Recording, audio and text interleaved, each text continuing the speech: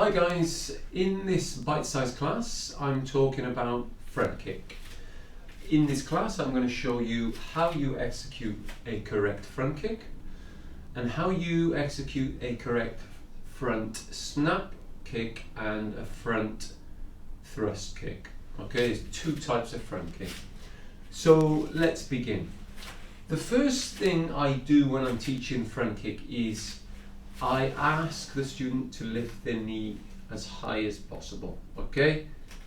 And often I'll ask them to balance. So this is a good exercise to practice.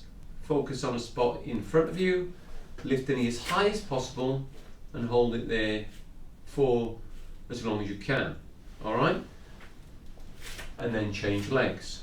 So I'll challenge my students to hold their knee up as high as possible for a certain amount of time and balance on one leg at the same time. Okay, so that's the first step of beginning to learn the front kick. And why is that important? It's important because the knee has got to come up as high as it can possibly come. Okay, if you want to kick to the face, let's say, your knee has to come up to a certain level. Okay, we'll talk about that in a minute. Okay, if you want to kick to the, let's say, belly area, again, it's going to vary which height it's going to be. But when you want to, when you're learning this kick, your aim is to get your knee up high. Okay, so that's the practice. Okay, so practice getting your knee up high. Okay, and that's why when I do this exercise for warming up, okay, this is also a great exercise for anyone learning front kick and all kicks. But the main thing is you don't twist on this foot on the floor, you just lift the knee up and you also keep the foot on the floor flat. Okay, so then when we begin, okay, so once we've taught that, and the key points is get your knee high, okay, balance for a while, for a little while, get used to that. And then when we also get the knee up, we've got to make sure this foot on the floor does not turn and it does not lift. Okay? So then we'll ask, I will also then instruct the students to kick. Okay? So this lifting of the knee is the first step. Second step, kick, bring it back. Third, put it down. That's important.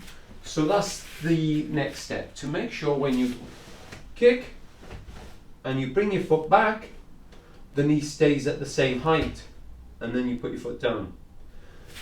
Okay, this is a common problem, this is a common mistake. People will kick, and as they kick, they drop in the knee before they bring their foot back. Okay, but you mustn't leave the knee up, same height, then put it down. Okay, slow motion, kick, bring it back, then put it down. So you need to keep your knee up high throughout the kick. Okay, front kick. So let's watch a few of those. Okay, so that's the next part of the kick. Now, as you start to learn to extend your leg to kick, still make sure this foot on the floor stays still flat. Okay, if this foot comes up like so, you're going to lose balance and you're also in danger of falling. Okay, so that's your support. That's like your tree trunk holding you into the ground. Okay, you must stay strong into the ground when you kick, especially if you're going to kick a bag or a pad like so. All right. So front kick, those are the mechanics of a front kick. So let's talk about that. When you kick on the spot, you just put your foot back down, on the floor next to the other foot. Okay? So that's a great way to start practicing this kick. Okay? Young ones, make sure you're supervised. And also, guys, I advise you to be in a space where you are not near any tables or edges. Okay, so make sure that is the case. All right, now the next step is when we do front kick. I will then ask beginners and those who graduate through the t-shirts to do a kick while stepping forward. So then we'll do the front kick in front stance. So the next step is this: kick, front kick, step forward. Kick, front kick, step forward. Okay? So this is quite difficult for the younger students, okay? Okay, they find this quite hard. Kick, hold, step forward. Okay, now I'm not talking about what kind of kick we're doing. It's the same action whether it's thrust or snap kick. So watch again. So your back leg comes up, front kick, bring it back, then step forward into stance. Back, and you're stepping and you're returning into front stance, okay? Kick, bring it back, step into front stance. It's also important you don't straighten the base of the leg totally. It is slightly bent, okay, the foot on the floor, so that you've got a little bit of, okay, a little bit of a spring there, okay, so you're not straightening up, knee straight, okay, again, that helps make a stronger kick. So keep that knee slightly bent, the one on the foot, on the floor, the base foot, okay, that leg, all right. So that's how you execute a front kick stepping forward in front stance. All right, guys. Now, the next part is what is the difference between a snap front kick and a thrust front kick. Okay, it's very simple. The snap kick is the one we will begin to teach because it's the easiest one. Okay, so if you see the same rule applies. You lift your knee up, you extend the foot, snap it out and back. So it's a snapping action. Watch there. And then we're not paying too much attention to the foot, but I'll talk about two kinds of snap, okay, that you can think about, okay? So the snap kick comes under a target. So if I take a pad like this, you're coming under the target, okay, like this, all right? And you're snapping the leg back. Okay, the snap action is what would create the pain and the sting, you know, if you were attacked, if you were actually hitting someone. Okay, now there's always a right time for a snap kick. Adults, the areas you would be looking at for self-defense is the groin area, okay, as a self-defense target. All right, it's usually a low kick. However, the thrust kick is different in its mechanics, okay? So with this one, snap kick, it's usually just the leg that will actually be required to make the action.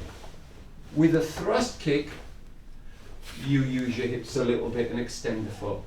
Before I go on to the thrust kick, now in the Shotokan, okay, as far as I know, it would be the instep you're using, as I showed you on the pad to kick with, okay? In some styles, they will snap kick with the ball of the foot showing, okay? Not necessarily in this style, okay? So don't worry about that. The first version is the one we will do. Now the thrust kick is done with the ball of the foot, is the target, what's the word? The weapon of the thrust front kick is the ball of the foot. Okay, if you look, you can see my foot there, this part, ball of the foot. Now, that part. Now, the way you want to start practicing that is exactly what I'm doing now, is pull back the toes as far as you can and just touch the floor with the ball of the foot, because that's the part which would be the weapon into the target. So if you watch, it's the same action, knee up, and then when you extend your leg and you pull your toes back, the hips slightly go forward for the power going that way, because it's a thrust action. So if I use our friend here, Derek, that's the action you want. You bring it back, you bring your hips back, put it down. Okay? Knee up. Thrust action, bring it back, put it down. Okay?